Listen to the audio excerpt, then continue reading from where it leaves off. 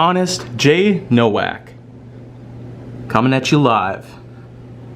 Alright.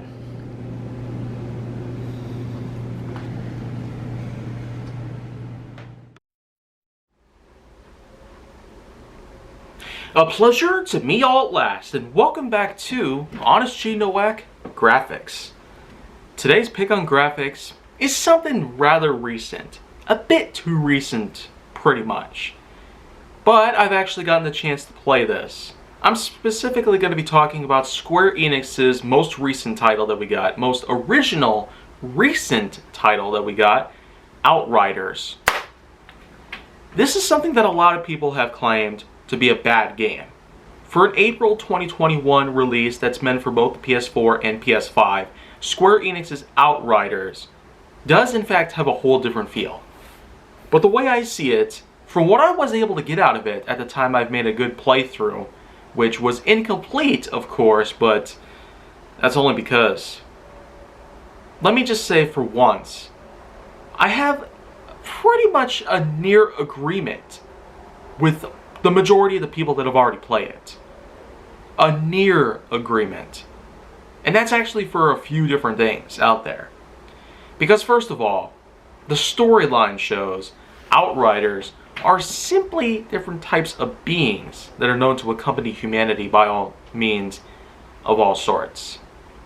The storyline does in fact center around a long voyage from a fully desolated planet Earth to find a new planet to colonize, with the remaining human survivors that are aboard a large Ark ship that are in fact bound to travel as far throughout the cosmos as possible. And upon discovering a new planet that they could in fact call home, they land on top, hoping to find whatever possible to be able to colonize it as easily as possible. But unfortunately, your own avatar, whom of course is an outrider with the rest of the grouping that's taken place, ends up getting into some conflicts and eventually has to face off against a certain member of your grouping, whom has committed mutiny against you, and has therefore taken on the rest of the entire military forces to head off against you. A certain higher ranking officer that's out there wanting to kill you in order to take the colony all alone, pretty much. But after the defeat of this certain officer takes place, your own outrider basically ends up getting wounded and therefore needs to rest inside of a large sort of cryogenic chamber. But upon awakening many years later, your outrider is in fact now a certain voyager on a now desolate planet of some sorts. Because throughout the entire lifespan that had happened, throughout the whole time window that has happened between the time of the cryogenic state's beginning and the times where it ended and your outrider has fully awakened, the outrider apparently realizes that it's now a gigantic war zone with all the remaining human survivors battling for control over the entirety of the world. And as amazingly crazy of a story as that sounds, well, if you go as far into the game as I have, which is about 10, 11, 12 hours perhaps, then you probably would see for yourself just how unbelievable of a title this is. I will admit that there are in fact some impressive merits on all parts that do in fact try to make this a good title, but here's the thing.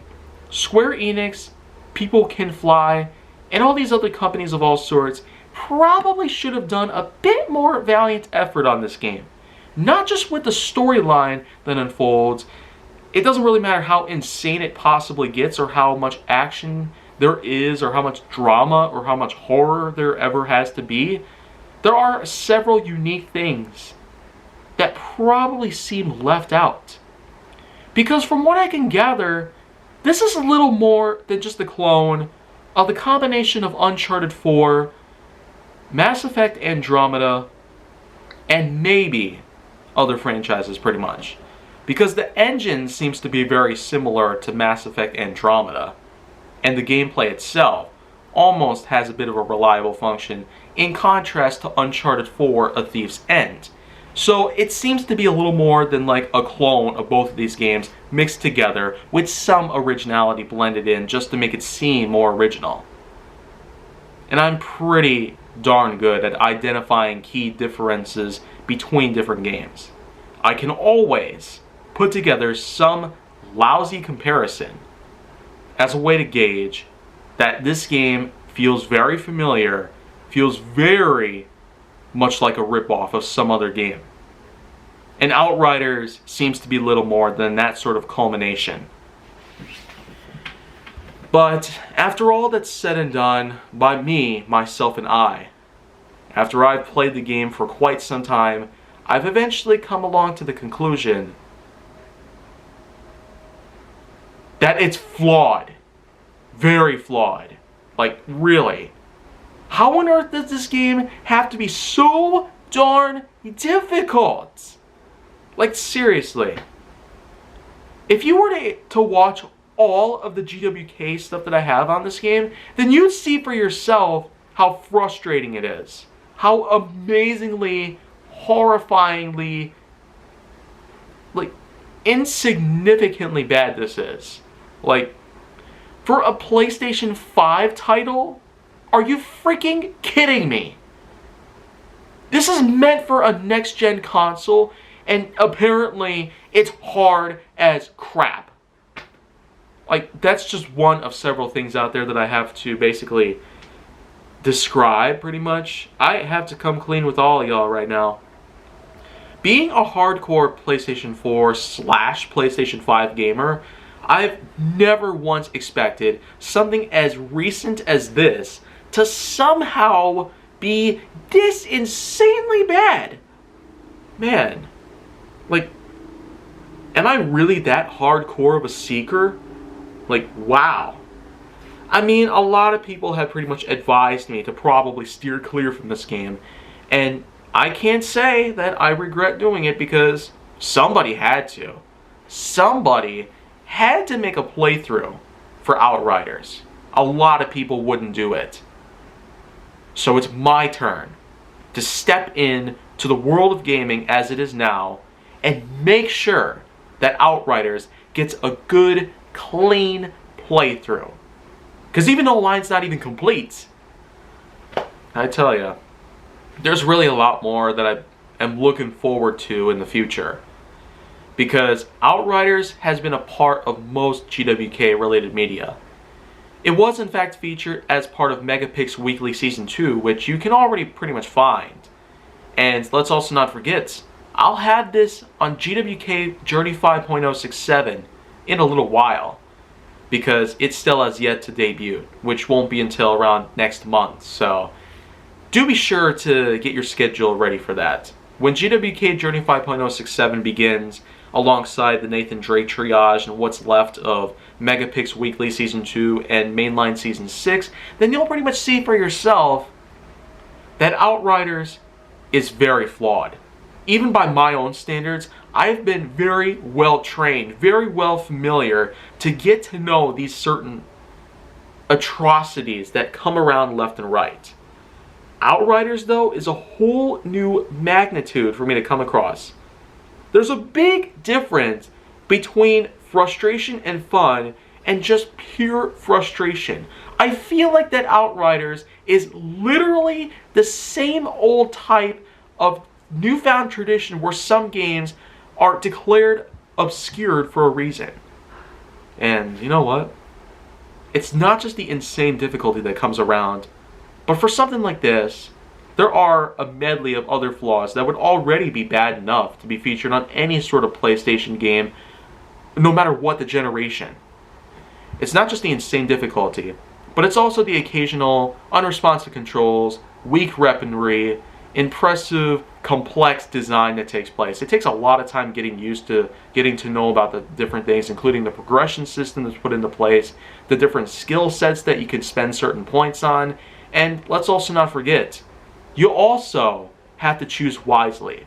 There's a certain pathway that you have to take. There are 4 different pathways to choose from. I, of course, ended up going with, well, this one in particular.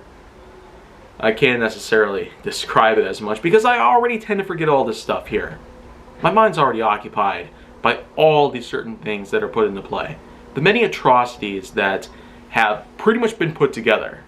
So, to put it in a nutshell, Outriders alone, for a PlayStation 4/PlayStation 5 title, has insane difficulty, somewhat unresponsive controls at times, random changing difficulty and rules, somewhat cryptic points that sometimes require an internet-based walkthrough to be able to get through, and who could ever forget? It's a somewhat redundant phase, pretty much.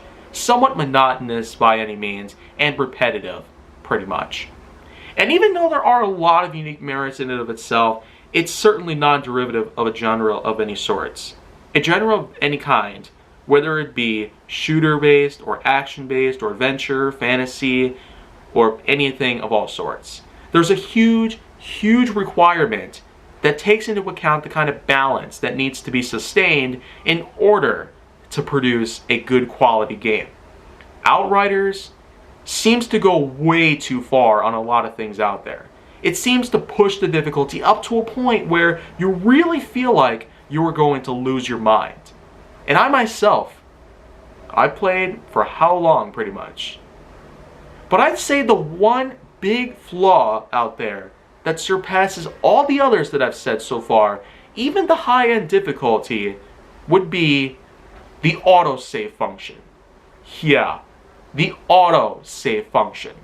Because believe it or not, there are several points in the story which you'll see for yourself that actually go as far as possible to kick your sorry butt all the way over to another previous save point in the game.